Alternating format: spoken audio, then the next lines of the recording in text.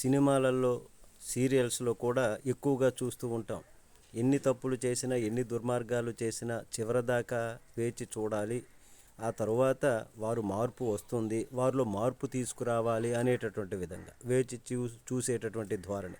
ఇప్పుడు పాకిస్తాన్కి కూడా భారత్ వేచి చూస్తున్నప్పటికీ కూడా గత 10 సంవత్సరాల నుంచి వారికి బుద్ధి కలగటం లేదు. అయితే పాకిస్తాన్కి భారత్ నుంచి ఏ ప్రభుత్వం చేయనటువంటి విధంగా నీటి దెబ్బ తీసి చుక్కలు చూపించింది కేంద్ర ప్రభుత్వం. దీంతో పాక్ ఇప్పుడు అబ్బా అంటూ విలవిలలాడిపోతుంది 9 నెలలుగా. ఇక్కడ నిజానికి ఇక్కడ 10 నుంచి కూడా 10 క్రితం నుంచి నీటి కష్టాలు ఏంటో తెలియాలని భారత్ ఆలోచన చేసింది. కానీ పాక్ బుద్ధి మారుతుందేమో అని వేచి చూసింది ఇంతవరకు కూడా.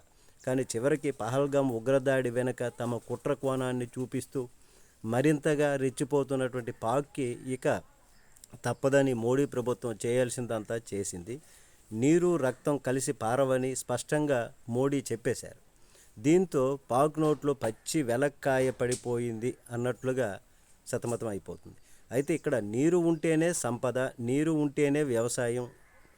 పాక్లో 90% వ్యవసాయం అంతా సింధు నదీ జలాల నుంచే సాగుతుంది. మరి అలాగే దాహార్తికి అవే నీరు అందుతోంది. అలాంటిది సింధు నదీ జలాలు పారకపోయేసరికి పాక్ దిక్కుతోచని స్థితిలోకి వెళ్ళిపోయింది. దేశం దుర్భిక్షం వైపుగా సాగుతోంది అని ఆందోళన పడుతోంది. తమను ఆదుకోవాలని భారత్తో చెప్పించి తిరిగి సింధు నదీ జలాలు ఒప్పందం జరిగేలా చూడాలని వేడుకుంటుంది ఇప్పుడు. అంతేకాదు భారత్ కక్షతో ఈ విధంగా చేస్తుందని నంగనాచి కబుర్లు కూడా చెప్తోంది. సింధు నది జలాలకు పాక్ దేశం మొత్తం దాసోహం అన్నట్లుగా అక్కడ పరిస్థితి ఉంది. ఆ నీరే వారికి సర్వ ఆధారము కూడా ఉంది. గత 9 నెలలుగా ఈ నీరు లేకపోవడంతో దర్బెలా డ్యామ్ అలాగే మంగళ డ్యాంలలో నీటి నిల్వల ప్రమాణాలు దారుణంగా పడిపోయాయి. వచ్చేది మండు వేసవికాలం కదా. ఇప్పటికే డ్యాములలో నీటి మట్టాల స్థాయి పడిపోయి డెడ్ స్టోరేజ్ స్థాయికి చేరుకున్నాయి. మరి ఈ పరిణామాలతో పాక్ బెంబోలెత్తుతోంది. తమ పని సరి అనుకుంటుంది. భారత్ నుంచి సింధు నదిని జలాలు విడవమని ముక్కు లేదని చెబుతున్నటువంటిది మొక్కుతున్నారు. అలాగే ఇక భారత్ మీద ఫిర్యాదులు, పితూరీలు, ఆరోపణలు, ఏడుపులు, అక్కసు అంతా అంతర్జాతీయ వేదికల మీద సంస్థల వద్ద పాక్ చెప్పుకొని తెగ ఆయాస పడిపోతుంది. ఒకటేమిటి, ఐక్యరాజ్య సమితితో మొదలెట్టి ఆ మీదట భద్రతా మండలి దాకా, అటు నుంచి షాంఘై సహకార సంస్థ వద్ద, ఇంకా ముందుకెళ్ళి ప్రపంచ బ్యాంకు వంటి అంతర్జాతీయ వేదికలపై భారతదేశం మీద పడి ఏడుస్తూ పాక్ నంగనాచిలా ఫిర్యాదులు చేస్తుంది.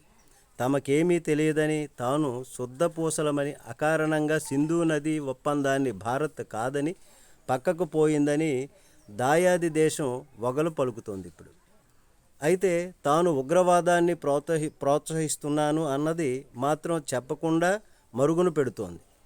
అయితే భారత్ మాత్రం ఒక్కటే చెబుతోంది, పాక్ గడ్డ మీద ఉన్న ఆఖరి ఉగ్రభూతాన్ని కూడా లేకుండా చేయమని. ఆ షరతుకు అంగీకరించిన నాడు సింధు నదీ జలాలు తిరిగి పారుతాయని అంటోంది భారత్. మరి భారత్ మాట పెడచెవిన పెట్టి ఉగ్రవాదులతో ఉయ్యాలూగుతూ అమాయకంగా తమకు నీరు భారత్ ఇవ్వడం లేదని ప్రపంచం ముందు ఎంత ఏడ్చినా లాభం లేదని పాక్కు ఎప్పటికీ అర్థమవుతుందో, ఎప్పటికి తెలుసుకుంటుందో అన్నటువంటిది ఒక పెద్ద ప్రశ్నగా మిగులుతోంది. నమస్తే.